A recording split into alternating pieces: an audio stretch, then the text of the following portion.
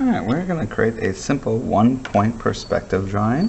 I'm going to use marker just so we can see it a little bit easier, but I would suggest starting with pencil. And we're going to begin just by creating a line kind of towards the middle or top of our paper.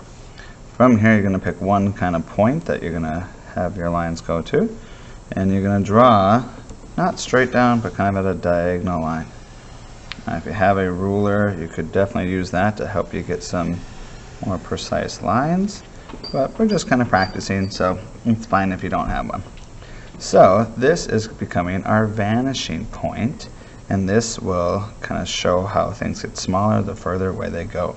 And this is going to be a road, so for instance, if we were making those lines in the middle of the road, they would start just super tiny and close together back here, and then as you come further down the paper, you're going to start to get a little bit bigger and further apart, because things get smaller the further away they go. Back here now, this is kind of just our above our kind of vanishing point, and our, we could call it our horizon line for right now. So anything that you go above here wouldn't necessarily have to go to that point. So we could add some like mountains if we would like. You could have some in the background. So this is using all of those techniques of creating space we've talked about, with the overlapping, changing the size of things.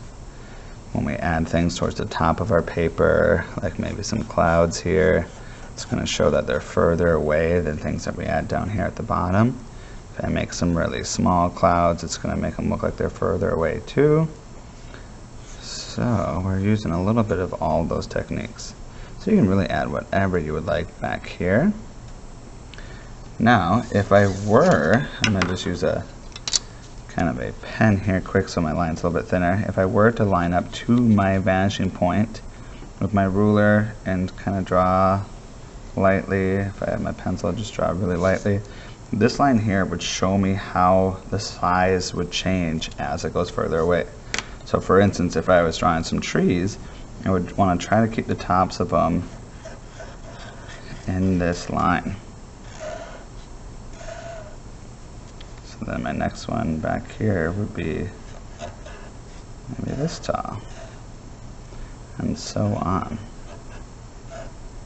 So that kind of demonstrates how the size would change the further away it goes. Now again, this is why I would say to do a pencil, so then you could go back and erase some of these lines if needed. Let's pretend I want to draw just maybe one side of a building. So if I were to, again, if I have a ruler I can use it, but if not, I could draw a line just up like this. This could be the top of my building. Draw a line off the page, and then basically from this corner I would go towards that vanishing point. So if I were to do a pen, I'll line up right to that vanishing point. And then basically this would show me the side of my building as it goes to that vanishing point. So if I want my building this wide, I could go right here, draw a line straight up and down, and I can darken that line there, and then I just end by having the line go off the page. And that could be how to create a building like that. Then you could add a door on there too. Just go over and then back down. And you can do the same with a window. So try a couple things, see what you can do, and have fun.